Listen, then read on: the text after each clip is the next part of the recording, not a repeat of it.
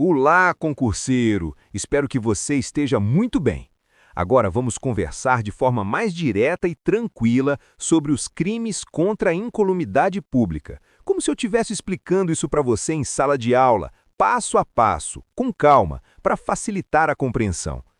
Quando a gente fala em crimes contra a incolumidade pública, a primeira coisa que você precisa ter em mente é o seguinte: aqui o direito penal não está preocupado apenas com uma pessoa específica.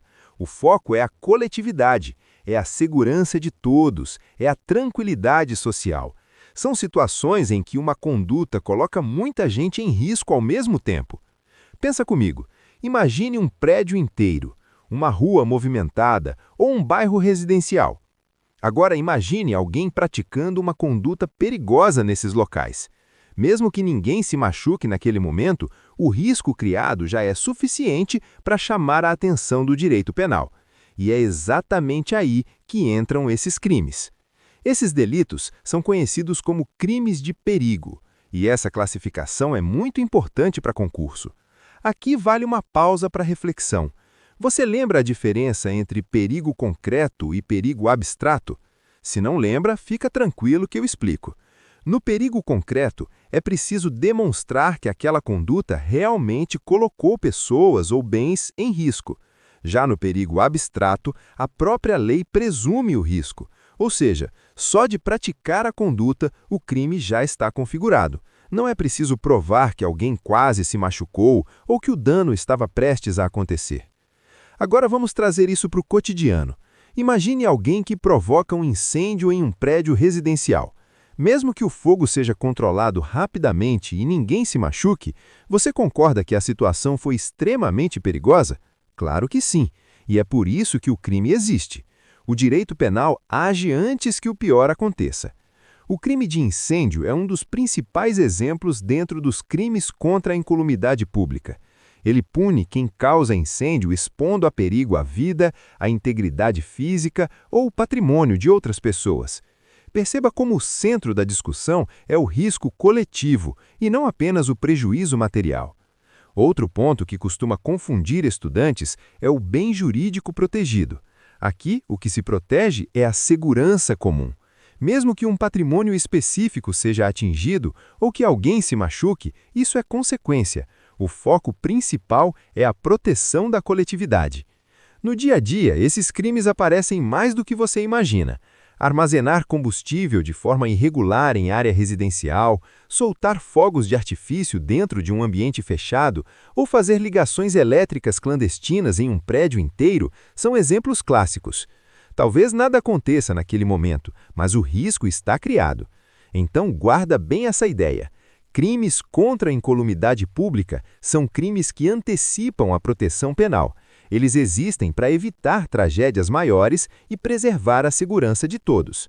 No próximo bloco, a gente avança e aprofunda os principais tipos penais, como incêndio e explosão, entendendo seus elementos com ainda mais clareza. Dando continuidade ao nosso estudo, agora no bloco 2, vamos aprofundar os principais crimes contra a incolumidade pública previstos no Código Penal.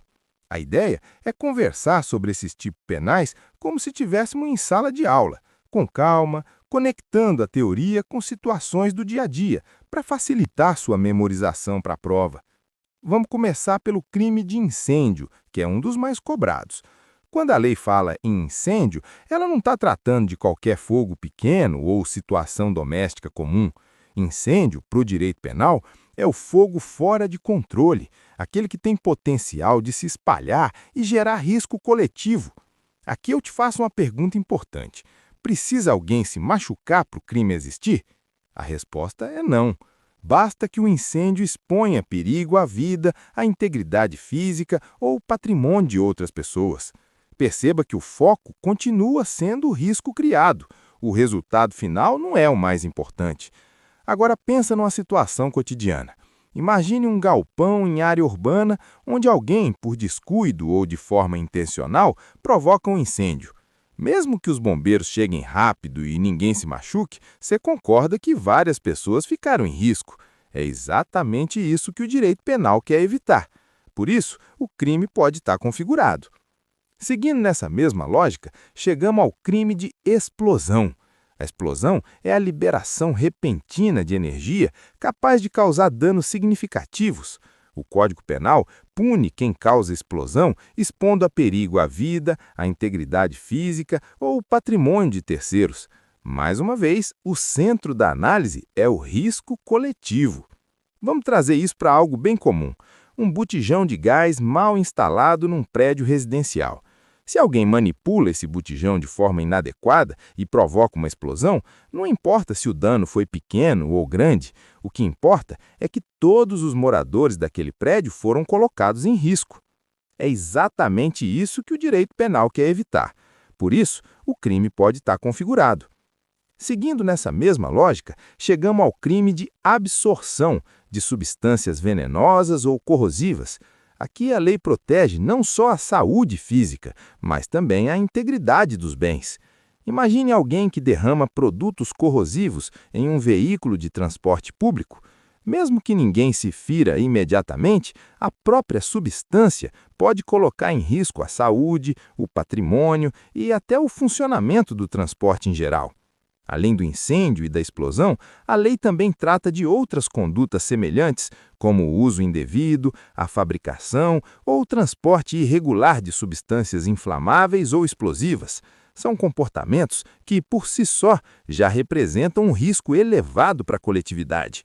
Aqui vale uma pausa para um ponto que cai muito em prova. Muitos desses crimes são classificados como crimes de perigo abstrato. Isso quer dizer que a lei presume o perigo. Não é necessário provar que alguém quase se feriu ou que o dano era iminente. A simples prática da conduta já é suficiente. As bancas adoram explorar isso. Muitas vezes, a questão descreve uma situação sem vítimas e tenta confundir o candidato. Se houve exposição da coletividade a perigo, o crime pode existir, mesmo sem qualquer lesão concreta. No cotidiano, esses delitos aparecem em oficinas clandestinas que armazenam produtos inflamáveis, em obras irregulares que utilizam explosivos ou em festas improvisadas com fogos de artifício em locais fechados. Talvez nada aconteça naquele momento, mas o risco está criado, e é isso que a lei reprime. Guarda bem essa ideia para a prova. Incêndio, explosão e crimes semelhantes seguem a mesma lógica. O direito penal atua de forma preventiva, protegendo a segurança coletiva antes que uma tragédia aconteça. No próximo bloco, vamos fechar o tema falando sobre formas qualificadas, causas de aumento e pontos finais que costumam aparecer com frequência nos concursos públicos.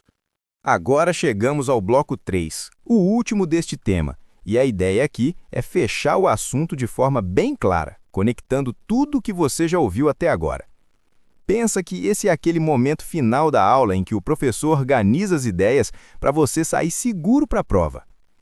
Depois de entender o conceito dos crimes contra a incolumidade pública e de analisar os principais tipos, como incêndio e explosão, precisamos falar das situações que tornam essas condutas ainda mais graves.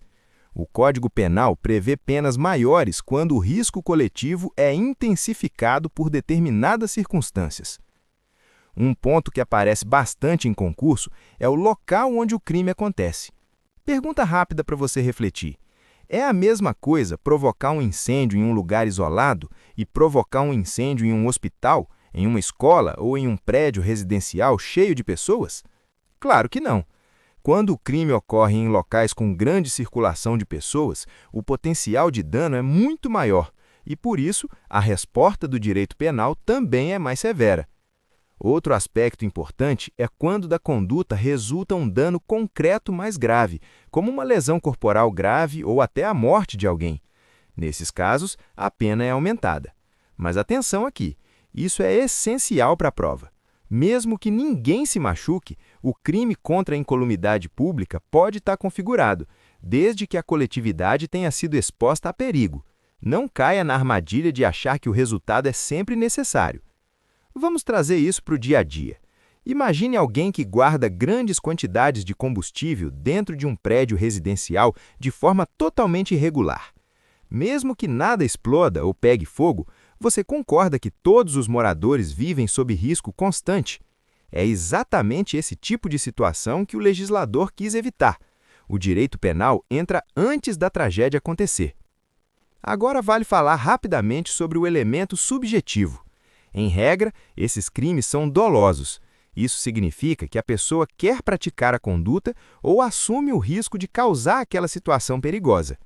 Em alguns casos específicos, a lei também admite a forma culposa, quando o agente não quer o resultado, mas age com descuido, imprudência ou falta de atenção. Esse detalhe costuma aparecer de forma sutil nas questões. Outro ponto que você precisa guardar bem é a diferença entre esses crimes e outros parecidos. Crimes contra a incolumidade pública não se confundem com crimes contra o patrimônio ou crimes contra a pessoa. Mesmo que alguém se machuque ou que um bem seja destruído, o bem jurídico principal continua sendo a segurança coletiva. Antes de encerrar, faz uma última pausa comigo e pensa no objetivo de tudo isso. Esses crimes existem para evitar tragédias maiores.